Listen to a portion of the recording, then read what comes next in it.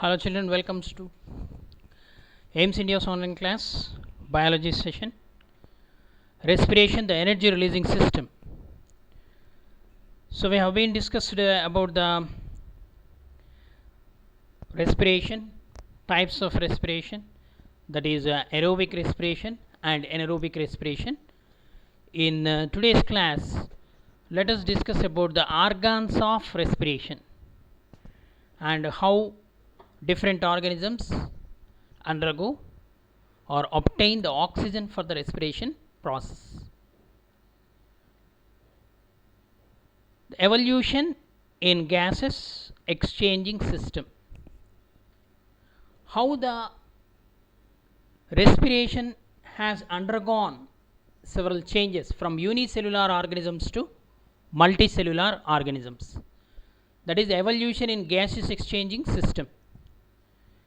So we will see a tracheal respiratory system in insects like cockroach, grasshopper and insects. Okay, tracheal system or tracheal respiratory system.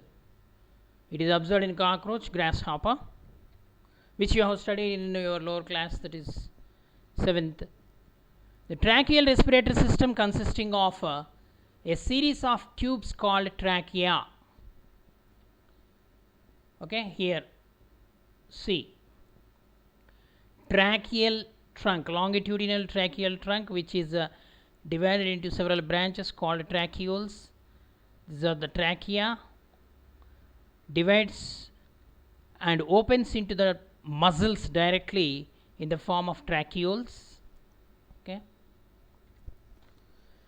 so this trachea is divided into fine branches called tracheoles, which carry air directly to the cells in the tissues. Okay, so in this type of respiratory system, there is no involvement of respiratory pigment, that is hemoglobin or any other pigment. Here directly the external air opens through body wall by a structure called spiracles, which opens into the trachea, tube like structures. These trachea directly opens into the cells or tissues by means of tracheoles, and the gaseous exchange takes place directly. This kind of respiration is called tracheal respiration, which is seen in insects like cockroach, grasshopper. Next, in aquatic animals, some aquatic animals like fishes have developed special organs for respiration, which are known as gills or bronchiae. Gills or bronchiae. So the blood supply to the gills, so here these are called the gills or bronchiae. So these gills internally they are richly supplied with blood capillaries or blood vessels. The gill pouches or gill lamellae are present, leaf like structures. Okay, these gills are exposed to outside directly in cartilaginous fishes, but in bony fish or teleost fish they are covered by means of operculum. Here you see an operculum is present, which covers the gills, which are bright red in color. Okay, the blood supplied to the gills through capillaries which have thin walls by which gases are exchanged.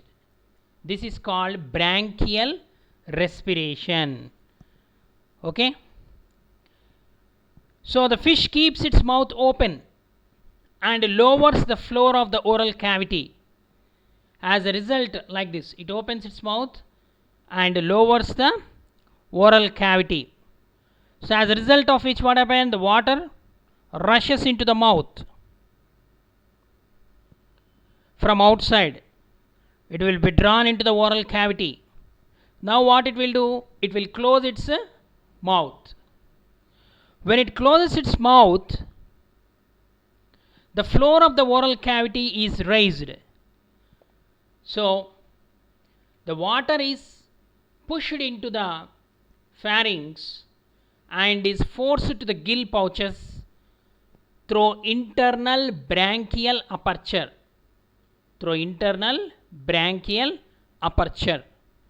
And the gill lamellae are washed or bathed with water which is rich in oxygen, and the gases exchange takes place.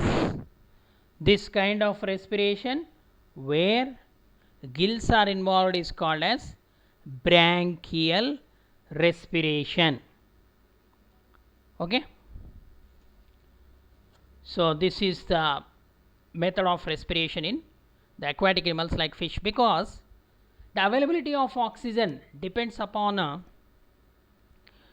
some factors. Okay, the factors like different types of respiratory organs, the body size, availability of water, and the type of circulatory system. So that's why in aquatic animals like fish, these gills are well designed to utilize the oxygen present in the water, dissolved oxygen. Okay children, let us proceed to the next organ, that is respiration through skin. Respiration through skin is called cutaneous respiration. Example: frog, earthworm, leech. Some annelids and amphibians. Amphibians like frog, salamanders, they undergo this type of respiration, cutaneous respiration. Frog is an amphibian and can respire through skin and through lungs also. If the respiration takes place through skin, it is called cutaneous respiration. If it occurs through lungs, it is called pulmonary respiration. So frog usually respires through skin when it is in water, whereas it respires through lungs when it is on land. In order to accommodate the cutaneous respiration, the skin of frog is always moist and mucus is present on the skin, sticky, moist and sticky, and it is richly supplied with the blood capillaries, so that the exchange of gas takes place between the skin and external environment by means of diffusion. Oxygen is absorbed and carbon dioxide is released. Okay, this is cutaneous respiration. Almost most of the terrestrial animals are higher animals. They respire through lungs, that is pulmonary respiration. Respiration through lungs is called pulmonary respiration. So terrestrial animals like reptiles, birds and mammals respire through lungs, it is pulmonary respiration. Human beings also, what are the respiratory organs of human being? Lungs. We respire through lungs, that is pulmonary respiration. In order to undergo the pulmonary respiration, these are the steps involved. There are 4 main steps involved. Convective transport of the transport to alveoli of the lung by ventilation. Ventilation means inspiration is also called ventilation, through which the air from outside enters into the through nostrils, into the nasal cavities, into the larynx, pharynx, larynx, trachea, bronchi, bronchioles, and into the lungs. First, convective transport to the alveoli. In the lungs, the air reaches the air sacs or alveolus. Okay. Next, diffusion from the alveoli into the blood. In the alveoli, these are the alveoli, small units are present. In the alveoli, the blood and the air, diffusion of gases into the blood in the lungs, blood capillaries takes place. Next, the convective transport to the tissues or capillaries by the circulating blood. Means the oxygenated blood from the lungs is carried to heart first. From the heart, from the left ventricle, it is pumped to all the cells of the body or to the tissues. That is convective transport to the tissues, capillaries by the circulating blood. The last one is diffusion from the tissue capillaries into the surrounding cells. From the capillaries, blood capillaries, it is supplied to each and every cell, where it combines with the oxygenation of the food material takes place, or biological oxidation or cellular respiration takes place, and carbon dioxide is released. So the respiration through lungs, it is the external respiration, then internal or tissue respiration, then cellular respiration. Okay. Next, respiration in plants. You already know about the stomata in the leaves, where gaseous exchange takes place in plants. Stomata, these are the stomata where the two kidney shaped cells are present called guard cells, and stomata are mostly located on the lower surface of the leaf rather than upper surface. It is an epidermal tissue. This stomata helps in the exchange of gases, water vapor. Okay, it involves in transpiration, respiration. Next, there are other areas on the plant body as well through which the oxygen or through which the gaseous exchange take place, like surface, the surface of the roots, and lenticels are the special structures present on the stem, also involves in the gaseous exchange. Some plants have specialized structures like breathing roots of some plants called particularly the plants grow in marshy soils, mangrove plants, as well as the tissue in the orchids that produces the oxygen is also required by the plants to produce energy, and carbon dioxide is released. So these are the lenticels present in the stem, through which they are analogous to stomata in function, helps in the exchange of gases. The carbon dioxide diffuses inside, and the oxygen diffuses inside, and carbon dioxide leaves. Okay. So depending upon the concentration of these gases, the exchange of the gases takes place. So this is by means of diffusion. Okay. Next, the conduction within the plants. The stomatal openings lead to a series of the spaces, means internal structure of the leaf is also plays a very important role in the process of respiration and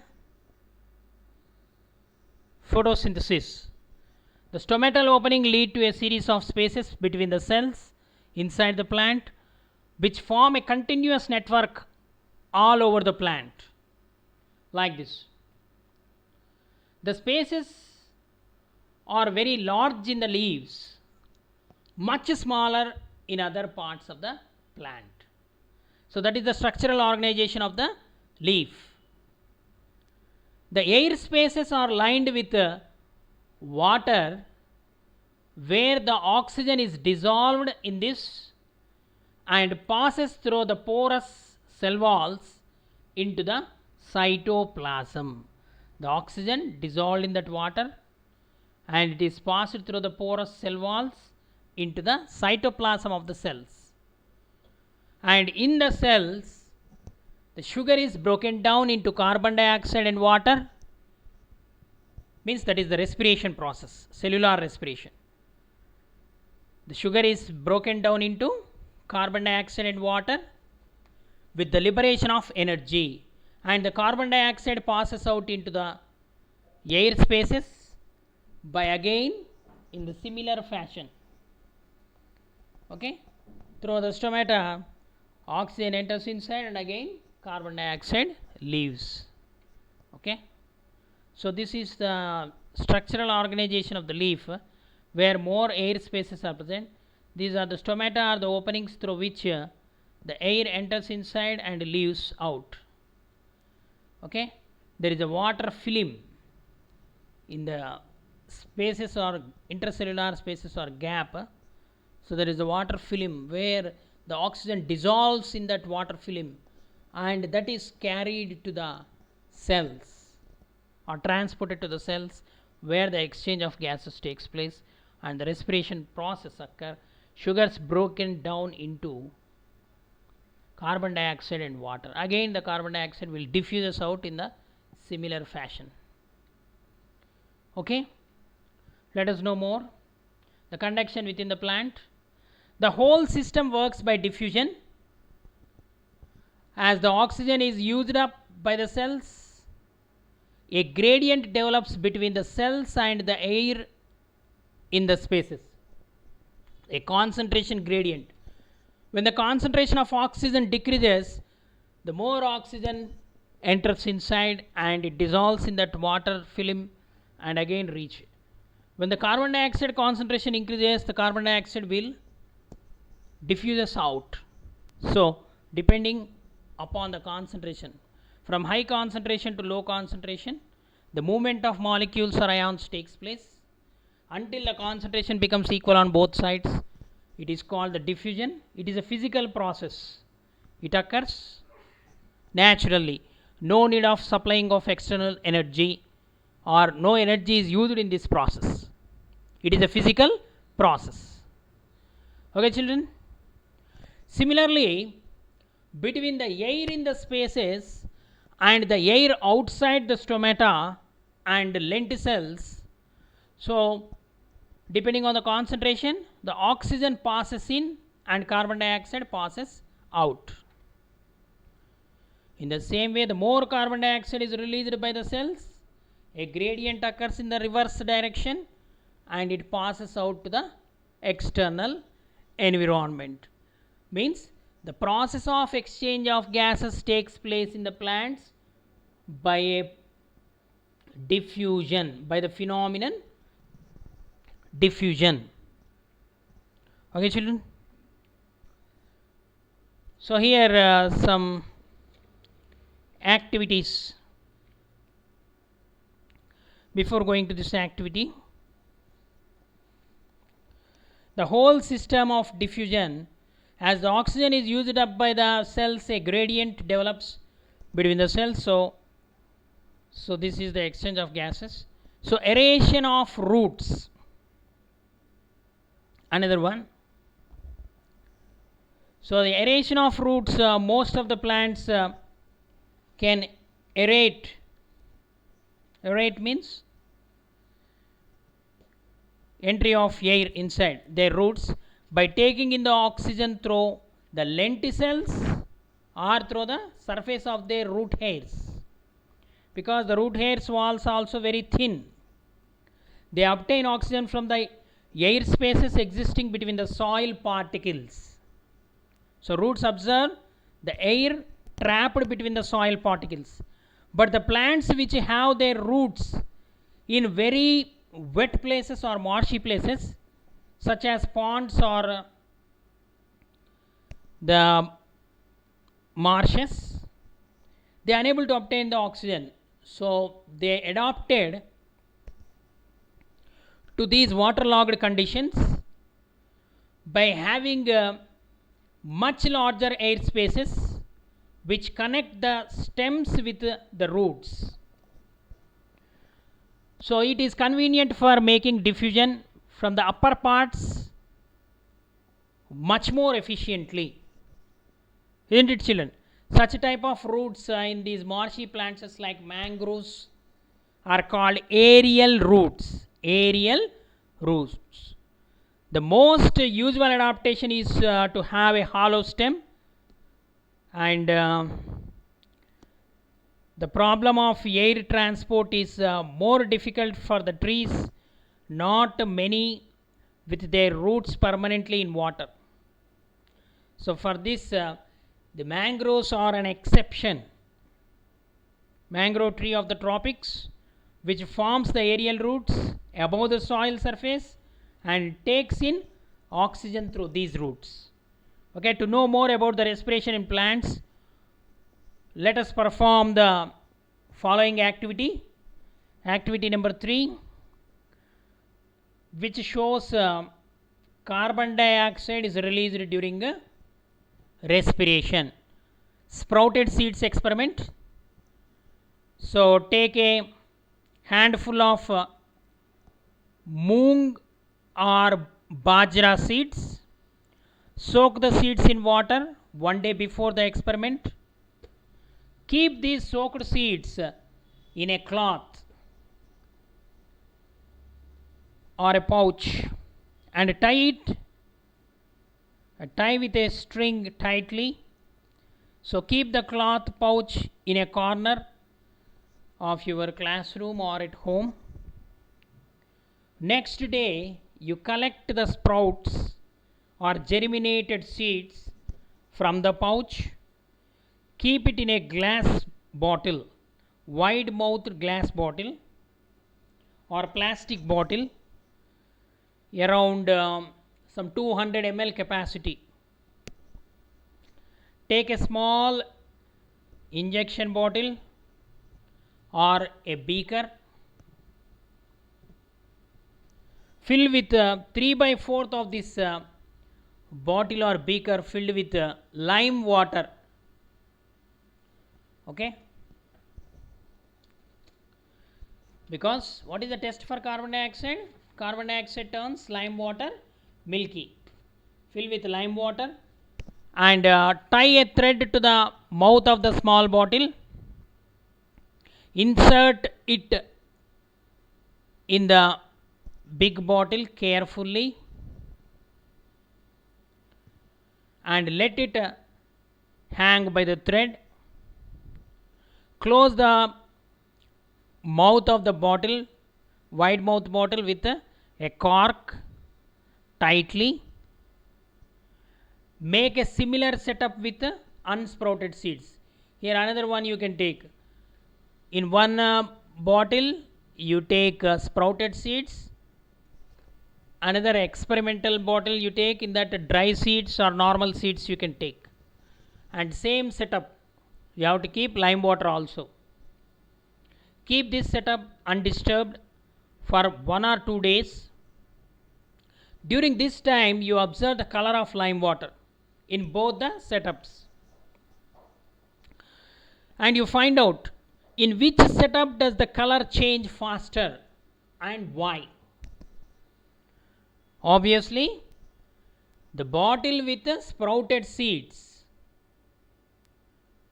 as the respiration is very fast in the sprouted seeds, enzymes are activated, so carbon dioxide is released, lime water turns milky white.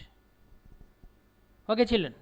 And another bottle where dry seeds or normal seeds are kept, there also some respiration activity takes place because of the moisture inside the closed bottle. Lime water turn less milky. Okay, this indicates that the carbon dioxide is produced during the respiration. In germinating seeds, more respiration occur, more CO2 is released.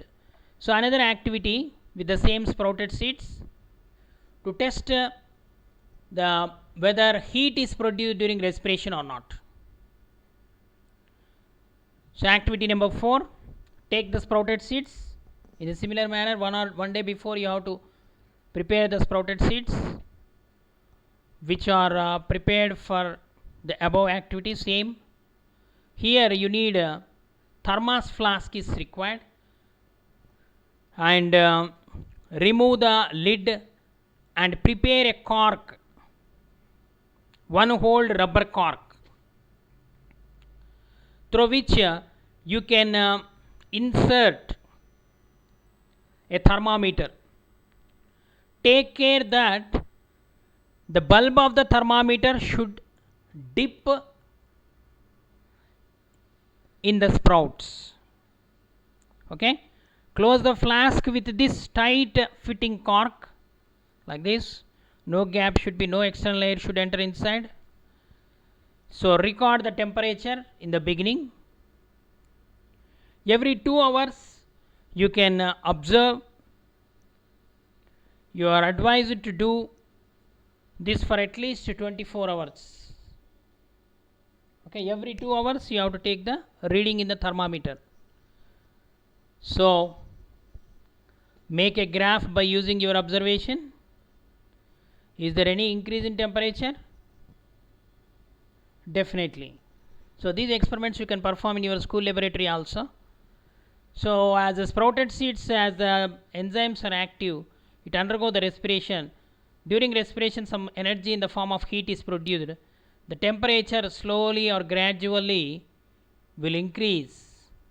By 24 hours it will increase. Okay. Does the temperature increase steadily, or does it abruptly increase at a time of the day? Okay, it increases steadily. Where does the heat come from? The heat comes from the germinating seeds because of the respiration process. Okay. So let us study the final concept of this lesson: photosynthesis versus respiration.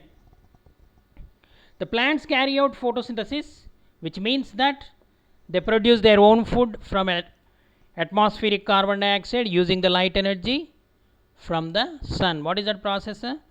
The process is a complex series of steps involving the conversion of light energy into chemical energy, which is then used to synthesize the sugars from carbon dioxide. So this process, this entire process can be represented in the form of equation. What is that process? Photosynthesis. So it's a general equation: carbon dioxide plus water in the presence of light energy and chlorophyll produce sugar. This is a general formula of sugar: CH2O taken n times. Oxygen is released during this process. Okay.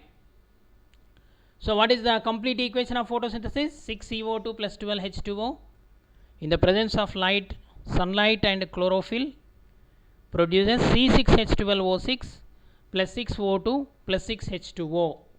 That is the complete equation of photosynthesis. Once these sugars are produced, the sugars can be used for the process of respiration to provide energy to run remaining life process, because energy is the capacity to do work. So as the sugars are produced, those sugars are broken down to release the energy in the process of respiration. Respiration, as we know, it is not just the exchange of gases.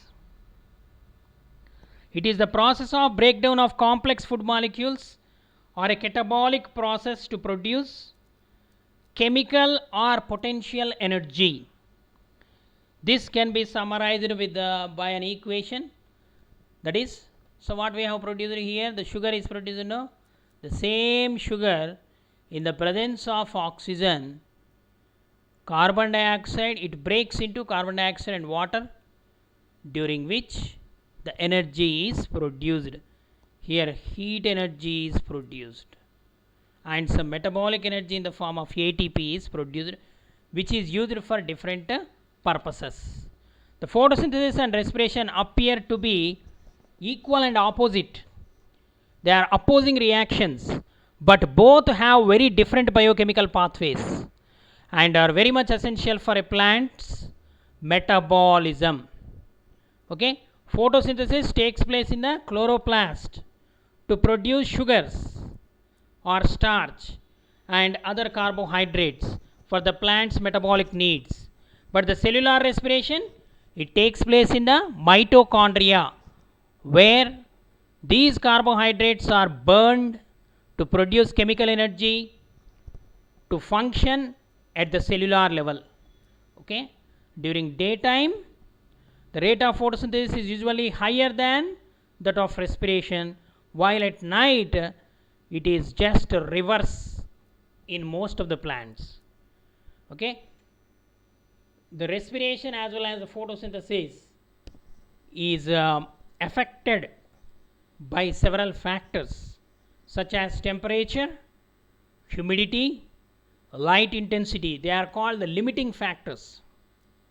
Okay, they seem to affect the ratio of photosynthesis and respiration in plants.